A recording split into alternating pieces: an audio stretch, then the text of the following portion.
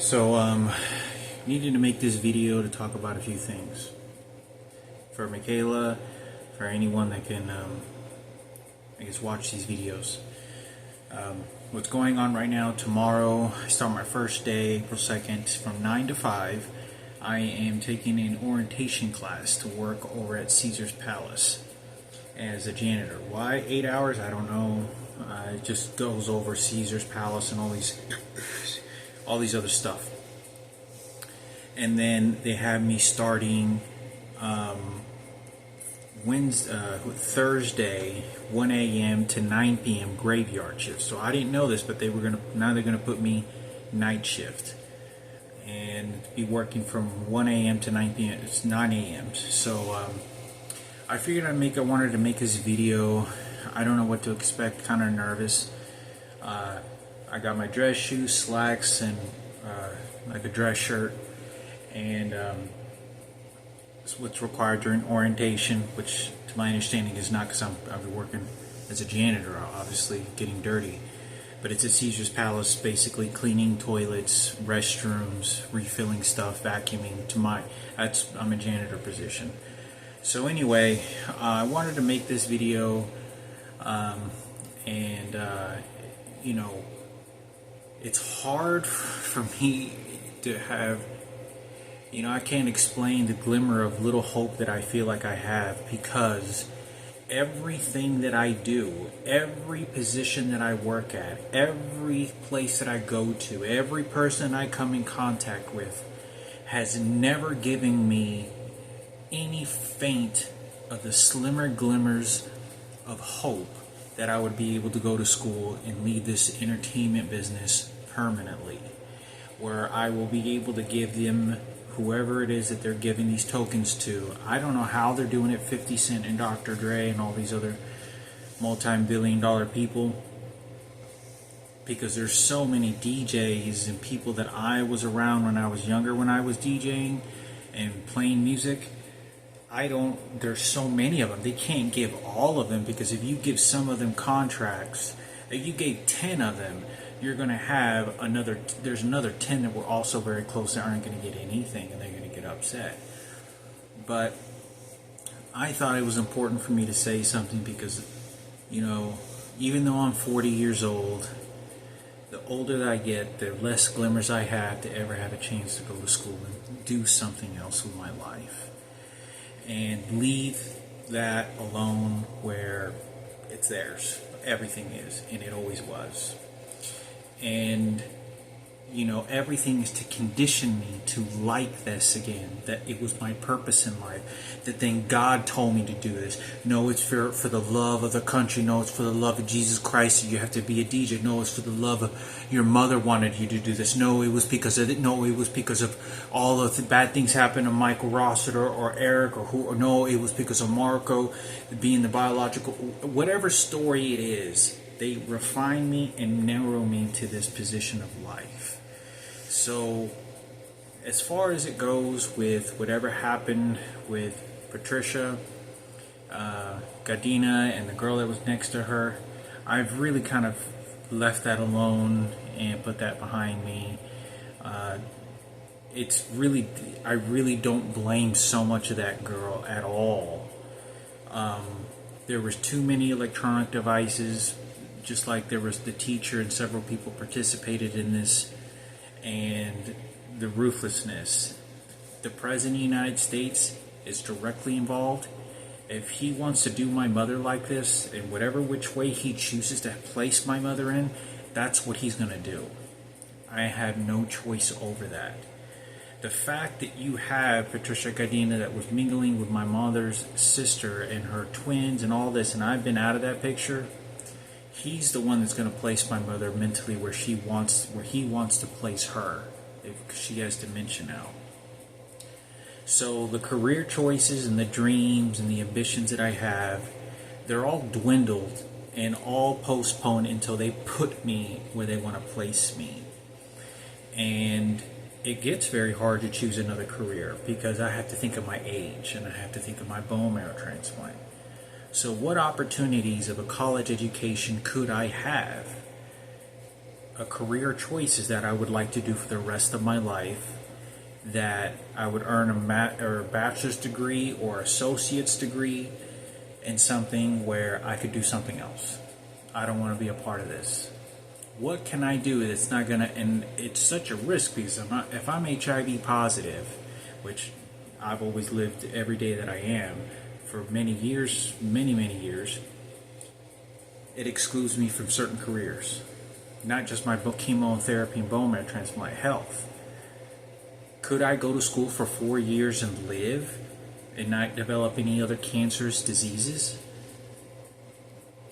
I already have a benign tumor that is non-malignant that I was being made fun of at Walmart, and several people have taunted me about that over the phone. They do this really finely. It's chances that within the next 10 years, before the age of 50, I will receive some sort of cancer diagnosis. This non-malignant tumor didn't show up until I was somewhere in my 30s and mid-30s, and it's really tiny. I went to several doctors to get it checked, and this is when I told you I was living underneath the bridge, not getting any sleep, and people at the crisis line were laughing over the phone and taunting me as I was waiting to hear the cancer diagnosis from the doctor, waiting to get that phone call. So I wanted to say something about this because I have to think about the whole picture of my career choices, of a college degree to earn something, to not be associated with a world of entertainment of this caliber. The vengeance and the unbelievable spirit of what people associate, that I have to be a DJ, I have to show the world on a music stand that I'm nothing more than that, and God only and Jesus made me to put me there, and all the friends and people, they narrow everything on me, is being in place. There is no one ever given me hope that's ever said, you know, you can go to school, Hector, you just have to wait, or, you know, it's never been any hope. No, none whatsoever at all. And I get beaten so conditioned by so many people that I just go along with what they tell me. And I refine because I'm so exhausted, you know, of the abuse, because the president is ordering this, the psychologists are doing this, and whatever the psychologists can't control and don't do, they know that other people had that vengeance against me. My mother did not have this brain hemorrhage or stroke or this dementia show up for nothing. This showed up because of all the harassment and torment of what they did to her, because they're doing it to me, and they continue to pass that to her over to me. I'm over at the Caesars Palace Employment Center, and they're doing very sophisticated tactics. They say, oh, look, your mother's scared. You see, no, get away from her. And these are transgenders. My mother thinks of her kids first, and just sure as hell would never want a transgender speaking for her, or any transgender male or female speaking on behalf of my mother's life. But the President of the United States has a transgender daughter. He's going to go for that. And, you know, the racial things, you know, but they don't give, all the past doesn't even matter because my mother can't speak for it anymore. And if something happened to Frankie, well then, it's just more to the favor of them. But, you know, I just wanted to make this video to talk about a few things. I want to make another video about some other topics. But I think it was important for me to talk about,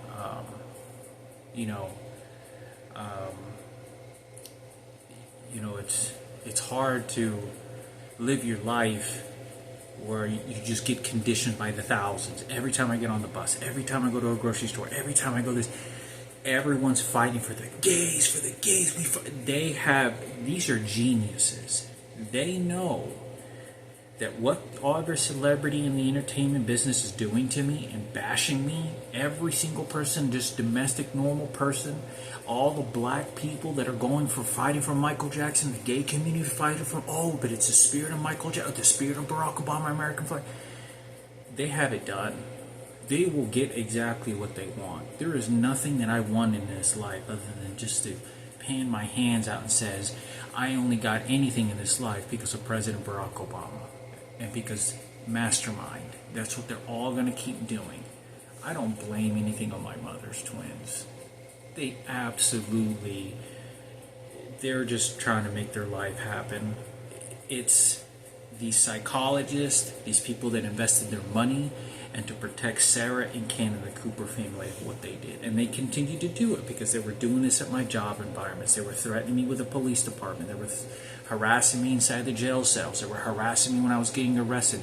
These police officers were behaving like I was an Al-Qaeda member of the Taliban coming to ruin the United States and going after an assassination after the president. I mean, they had me on lockdown.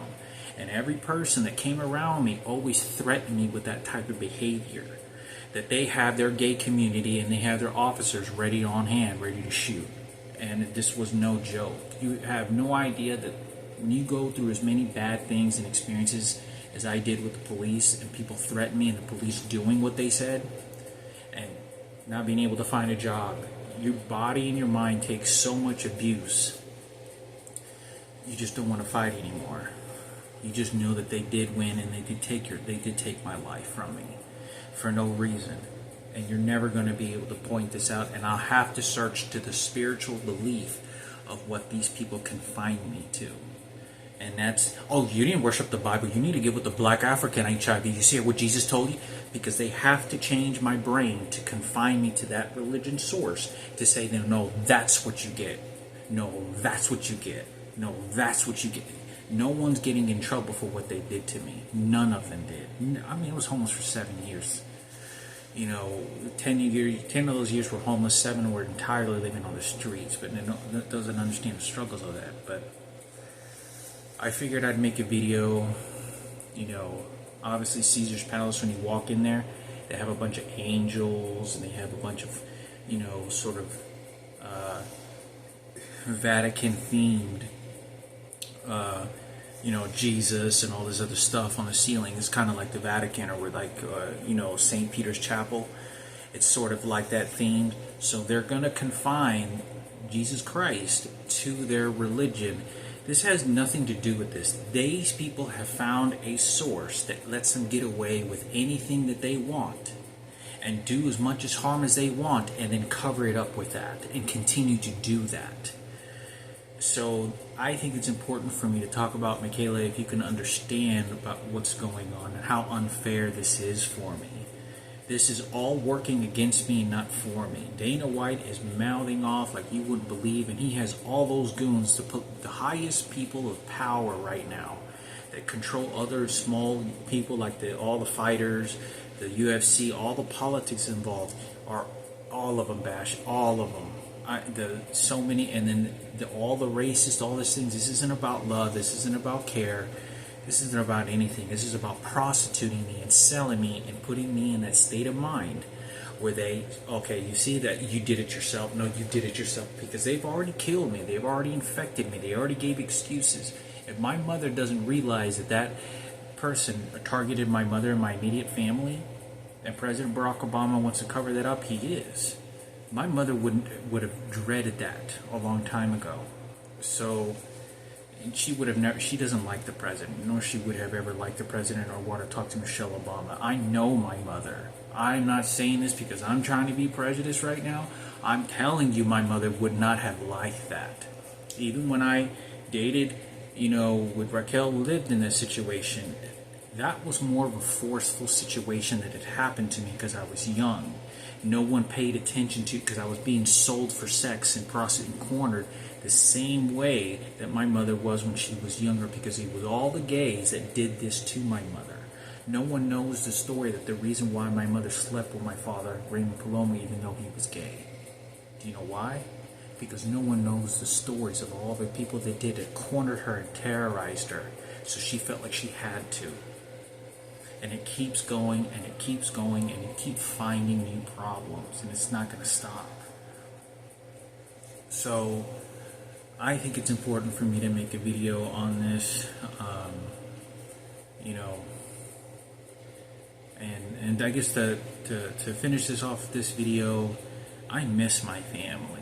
I miss my family. I miss my mother and being around Julian and Frankie, sitting at a dinner table. I mean, us as a family to say that we had something better than Ken and Sarah interrupting that and giving order to me how I behave at that table, or Frankie or my mother. Like something was special between us, that we actually lived together and I was my mother's son and I could defend her and bash the people that went after her. And that's not going to happen because the President of the United States is not going to surrender of what those pigs. I can't explain that this is a law enforcer, a detective. Nobody ever, those people get away with anything that they want, and it's everyone else that's doing it. They kept on doing it in the past. I was screaming to the world, please help me, please help me.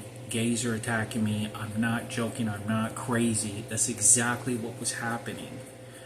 I was at the top of the building at EPA, Environmental Protection Agency, but right before I got infected with HIV, and I was pleading to the head of security.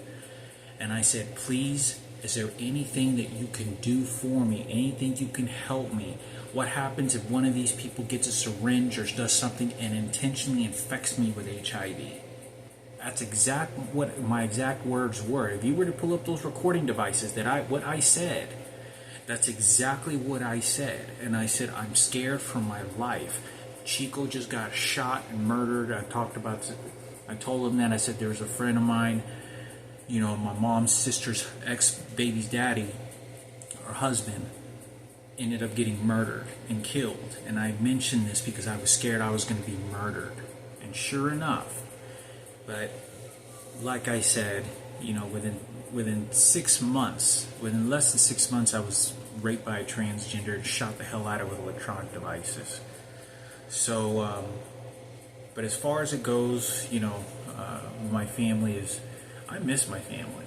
I miss them a lot. I miss being able to have a conversation.